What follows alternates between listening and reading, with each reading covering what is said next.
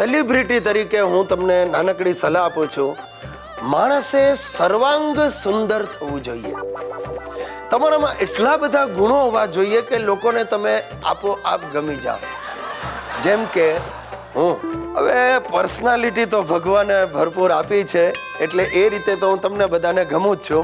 હવે સાહિત્ય ઉપર પણ આપણી પકડ, એટલે 5 જણામાં પૂછાવ છો. જનરલ નોલેજ પણ સોલિડ છે.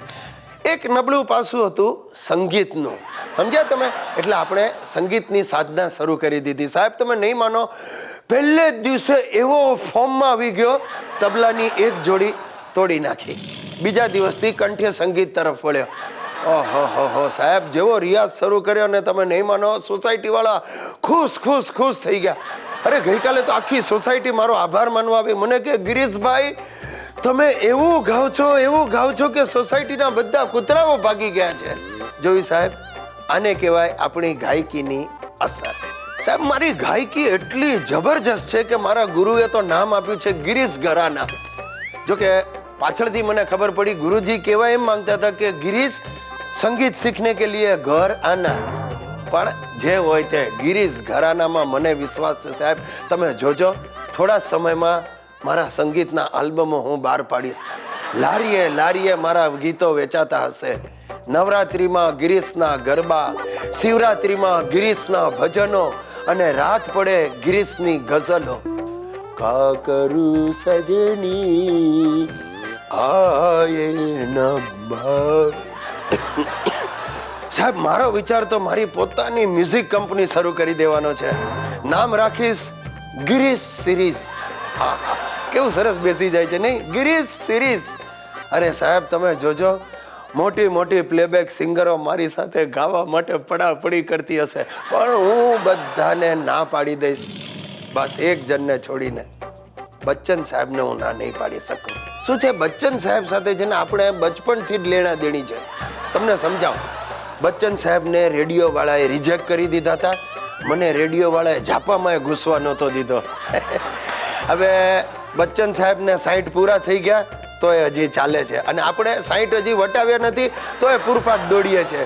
બચ્ચન સાહેબને એક બાબો, આપણે પણ એક બાબો. જોયું તમે? મોટા માણસોના સિમ્ટમ પણ બધા એક સરખા જ હોય. આ સિવાય બીજી પણ સામ્યતાઓ છે. જેમ કે બચ્ચન સાહેબને એમના પ્રશંસકો ખૂબ પ્રેમ કરે છે, તો મને પણ તમે બધા એટલો જ પ્રેમ કરો છો. બચ્ચન સાહેબ ગુજરાતના બ્રાન્ડ એમ્બેસેડર છે, તો મેં એમ્બેસેડર બ્રાન્ડની એક ગાડી ખરીદવાનું નક્કી કરી છે. આવી તો કઈ કેટલી સામ્યતાઓ છે. ચાલો ભાઈ, હવે મને વધારે ઉશ્કેરતા નહીં. હવે મારા રિયાઝનો સમય થઈ ગયો છે.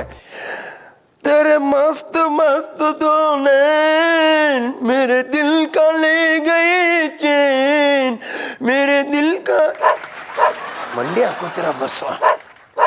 દોસ્તો, આ ગુજ્જુભાઈ ગિરીશ કુમારના જીવનમાં એટલી બધી આઈટમો આવી ગઈ છે કે ક્યારેક તો હું પોતે આઈટમ બની જાઉં છું. પિક્ચરમાં જેમ આઈટમ ગર્લ હોય ને એવી રીતે મારા જીવનમાં આઈટમ બોયની આવજા થાય છે.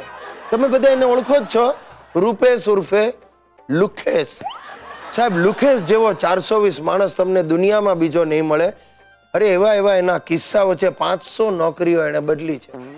હમણાં એને એક જગ્યાએ નોકરી મળી કેશિયરની. તે પહેલે દિવસે ઓફિસમાં પહોંચ્યો અને મેનેજરની કેબિનમાં ઘૂસી ગયો.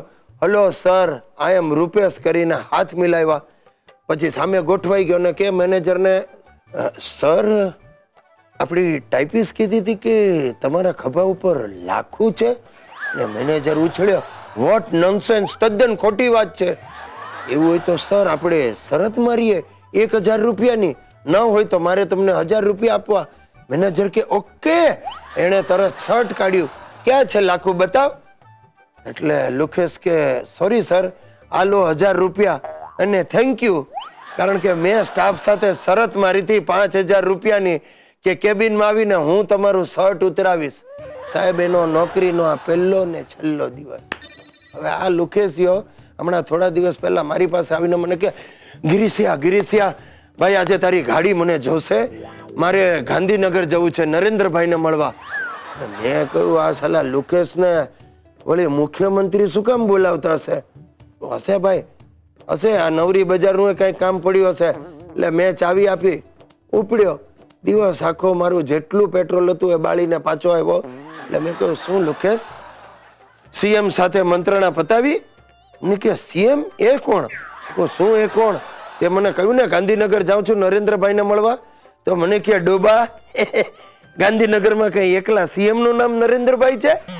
આ તો મારા માસીનો દીકરો છે નરેન્દ્ર, કોઓપરેટિવ બેંકમાં સર્વિસ કરે છે ને લોન લેવી હતી એટલે સાક્ષી તરીકે સહી કરવા મને બોલાવ્યો. ઈ નરેન્દ્રને મળવા ગયો તો. બોલો.